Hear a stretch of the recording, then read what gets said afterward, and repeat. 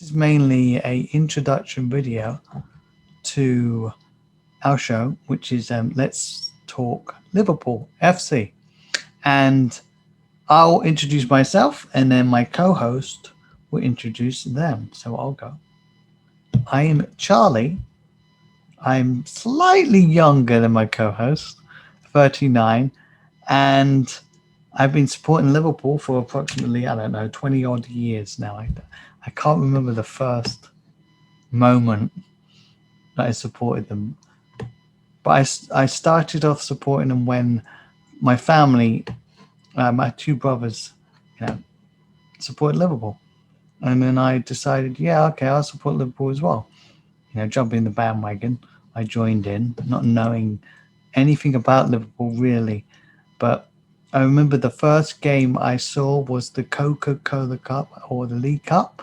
It was Liverpool versus Bolton, and McManaman scored the winner, and it was quite exciting because it was the first game I saw and it was the final, and Liverpool won the League Cup, and I thought, wow, that's great. Didn't realize at the time that Liverpool were once league champions. They won 18 league titles, European Cups, um, um, FA Cups, and League Cups. So for me, it's like, wow, yeah, great, we won there. Yeah, yeah, whoa, we won the League Cup. So it was still exciting because I was young and I got to see that. But it wasn't the game that got me into Liverpool, really. The first game I saw was, and I remember really well, it's one of my favorite games of all time. And I think a lot of people that I know will say the same. And it was Liverpool versus Newcastle. And Newcastle were going in for the league title at the time, and Liverpool were basically stopping them. And it was backwards. It was going back forwards with the scoreline. So we were scoring one, then they scored, then we scored, then they scored, then we scored, and it just kept going back until we got the winner. Um, Collingwood scored, which was crazy because I was listening to it on Five Live radio. So it was even worse because it was more exciting and it was stressful. And, I felt like having a heart attack and I was like young. So it's like one of those games that it was insane. And it's just a typical Liverpool. They don't make it easy for themselves, but it was so exciting. And that was the game that really got me into supporting Liverpool. And then the following year, Liverpool did the same thing. But this time round, they were 3-0 up. But typical Liverpool's, you know, standards, it became 3-3 and we won it in the end. But it was exciting. But I was like, oh my God, I was going to cry. It's the first time I felt like crying because it was 3-3 and I was like, no, again, listening to it on the radio. It was, don't listen to Liverpool games on the radio because they're worse.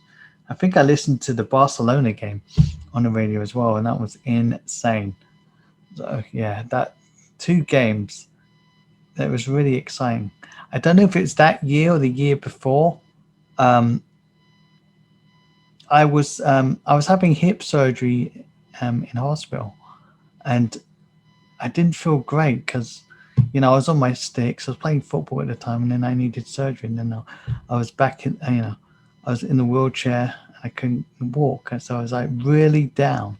And I don't know if it's that game or the year later that it was 4-3. So that really sort of boosted me up, and it sort of gave me a bit of confidence. I was like down and out beforehand, and then that came on. I think we got cable just for the occasion because I came out of hospital, and then that game came on. I was like, wow, that's insane. Such an exciting game. Both games, and then just this just typical Liverpool in doing so. So that's the game that really got me into Liverpool. The Newcastle, Liverpool versus Newcastle game. And then ever since then, I've just supported them, and it's been exciting. It's been great. There's been downs, there's been ups, and recently we won the league, 2019, after 30 years, thanks to Klopp, Jurgen Klopp. And despite my negativity, I do support Klopp and the team and what they do. And it's just being a Liverpool fan, isn't it? Just being angry and being excited. It's like, I wouldn't, if you haven't been a fan, don't do it because it's too emotional. I obviously get too emotional and it gets crazy. So, yeah, so ever since then, I've just been supporting Liverpool. And yeah, and that's all I can say, really. It's one, you can't stop supporting them. Support them for life. That's how it should be. Support your team for life. Don't change. And now I believe we should introduce my co-host. So it's over to you. Hi guys, my name is G. I'm 48 years old and I've been supporting this lot for 43 of them. I started following the Reds when I was 5 years old. As an only child in an immigrant family in London, choosing your football team was kind of a big deal. And I had a friend who was a couple of years older than me that I respected and admired massively. I thought he was the bee's knees. And I remember he first told me about football. I didn't really know much about it. My parents were not into that. My dad liked cricket, as you could probably imagine. And this kid, forgotten his name, it's irrelevant. He gave me the love of my life. But he said, I support Liverpool. And so, not knowing what the hell I was talking about, I was like, yeah, I support Liverpool too. And then, I don't know, a couple of weeks later, he'd come back. We were talking, he went, I don't support Liverpool anymore, I support Tottenham. And, being 5 or whatever, and impressionable, I was like, yeah, I support Tottenham. And then, I can't remember, maybe it was Arsenal, Chelsea, West Ham, whatever. He kept changing his mind. And eventually, I kind of realised that he was probably not that into the game itself. And so, just quite by chance, really, he said, I've changed my football team again. And I was like, no, I've gone back to Liverpool. And it stayed that way ever since. And the reason why is because I actually watched them on the telly. Now, this is going to be like 1977, right? So they were just coming into the pomp, and they were on telly a lot, and so they were one of the 2 teams that you could watch regularly if you didn't go to games, which at that time young Asian families didn't really do as much as we would like them to. Anyway, so I stayed a fan, and the reason I stayed a fan is because I like to read about the things that I like, and I like to watch the things I like, as everybody does. And over time, I just got drawn in by the ethos, by the ethics, by that team mentality. It's something that I responded to as a person. The colours, the sentimentality of the kind of the stories that were being told. It was all just exactly right for someone who was kind of new to a country and didn't really have that sense of belonging. And yet here was a thing, when you walk through the storm, that led you to believe that you belonged because you're never walking alone. So that's kind of why I stayed a fan. And then, over the years, you watch games and you get involved in the stories and you just fall in love with the whole vibe and family nature of that club. And that's what I love most about Liverpool FC, this team. It's that community, family vibe. Obviously you learn about Bill Shankly and you learn about Bob Paisley and what kind of men they were and what they believed in. And it just chimes and resounds with what is important to me as a person. And I think it's also, kind of important on a bigger scale than that, because I think in football, and in other team sports, but maybe more so in football because it is the biggest game in the world, it's very much a tribal community activity. Football's great to watch on your own, better with mates. Can't really play it on your own. So it's got that vibe about it, and the team mentality has a lot to teach us. So the thing I suppose I love most about my club is that it represents those values and those ethics as well as any club can possibly in the current economic climate. And it means a lot as well, because in the current economic climate, and I think this is more so than ever one of the reasons why my love for this team has just grown and grown and grown as the years have gone past, is more so than ever that drive, that team ethic, that vibrancy that comes from a huge community of people who all love the same thing. I mean, that's the root of the word community, right? Communication and unity, right? And if there's one thing that we like to communicate about, it's this lot. If there's one thing we are unified by, it's this lot. And I think that those two values are more important than ever. So it means everything in some respects. It's an arbitrary choice, but it means everything. And so, yeah. And so what an amazing ride it's been, this 43 years of following this team, highs and lows, ups and downs, icons and heroes and villains and clowns, if you remember the Hicks and Gillette lot. So, and oh, by the way, don't be confused by this Brookside Close sign behind you. This is not because I'm so in love with Liverpool that I have to have some memorabilia about everything. This is purely because there was a Brookside Close not very far from where I used to live, and nick the sign. That's by the by. Some of the highs and lows that I've personally experienced as being a fan are, I guess my lowest point really was when Robbie Fowler left, because my heart was broken. One, my favourite player. Two, represented that deep, profound kind of connection with the club that I felt like we all had.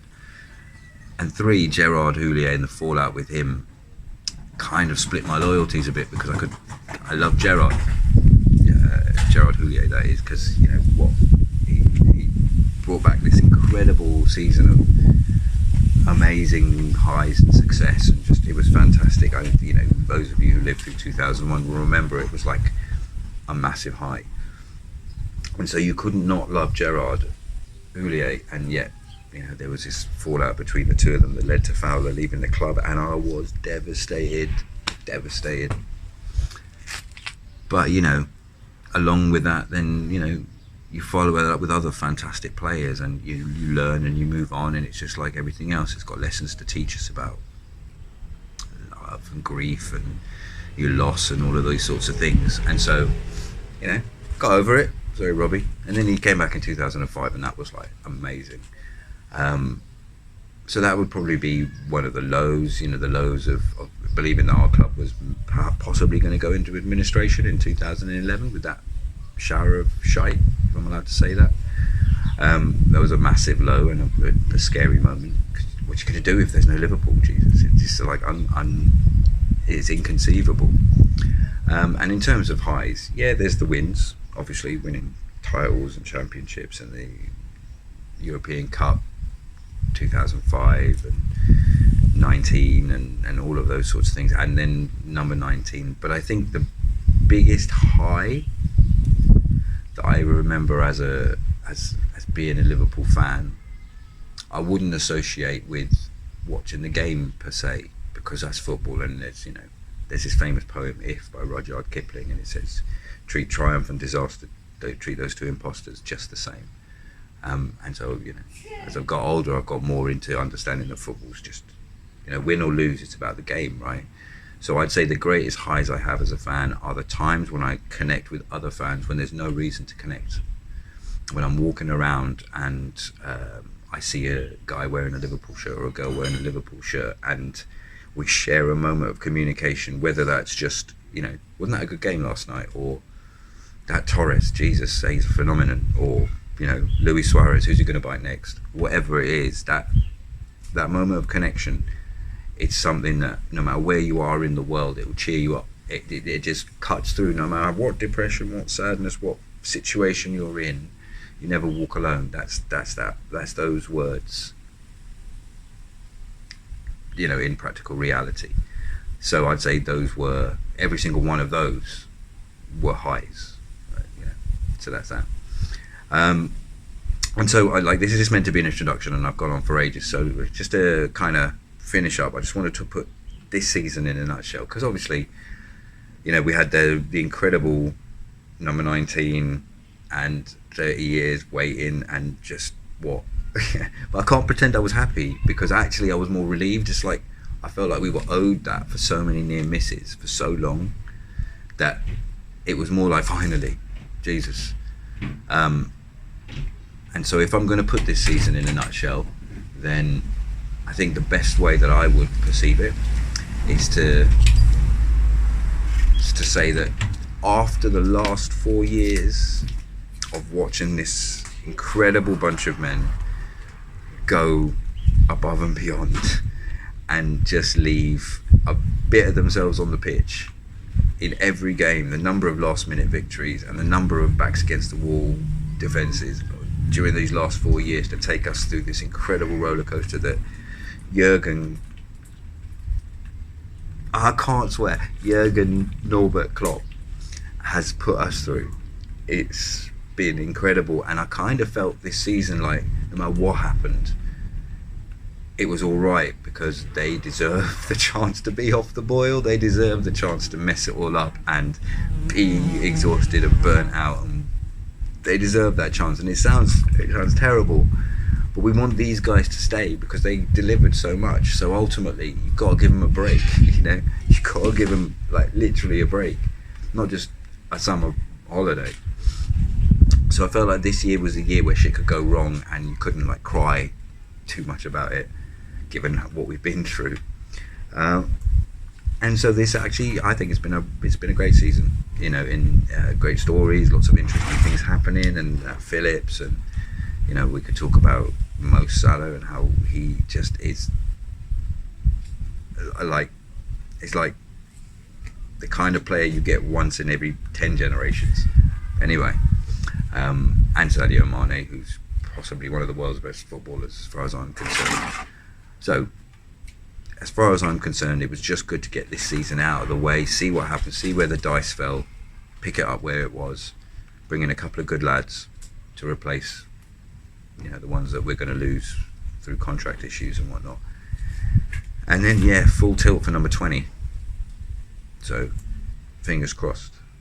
See you soon.